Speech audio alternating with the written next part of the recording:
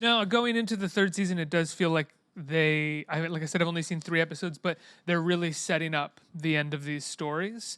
Laurie's story, to me, feels like it could only really go one of two ways.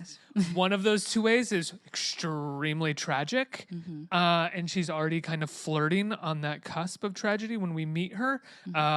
She has been in and out of rehab for some time in LA.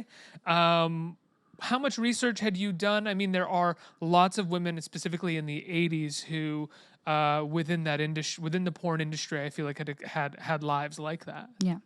By the way, I'm practicing my poker face when you fish for what's going to happen. What are you actually feeling? You'll never know.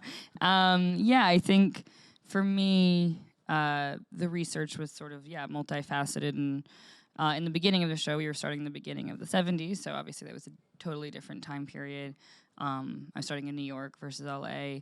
I had kind of already always naturally gravitated towards that period, so I'd already seen a lot of films and listened to a lot of music of that time, and I kind of always feel like I had an awareness of that world. I mean, I grew up in New York, obviously in a different time, but I had an understanding of that history, both of New York and of the sex industry, but that was the main thing that we started on research with, was just, we read a book called Gentlemen of Leisure, which was about pimps and hoes of that time, and that was sort of the beginning research. But a lot of it for me has just been sort of utilizing my own, emotional connections to Laurie.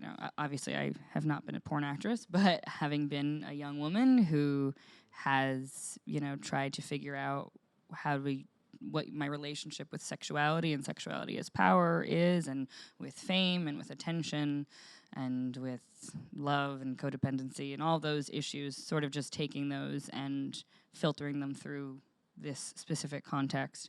And then as it's gone on, sort of just naturally by being on this set and being with our writers and our creators, and, kind of constantly having education about these subjects as it goes on, by the end, there was just sort of a natural, it all kind of came together, and sometimes we would actually speak to people in this industry or just read stories or just have conversations about it. But through the process of it, you just kind of pick things up along the way while also utilizing personal experience.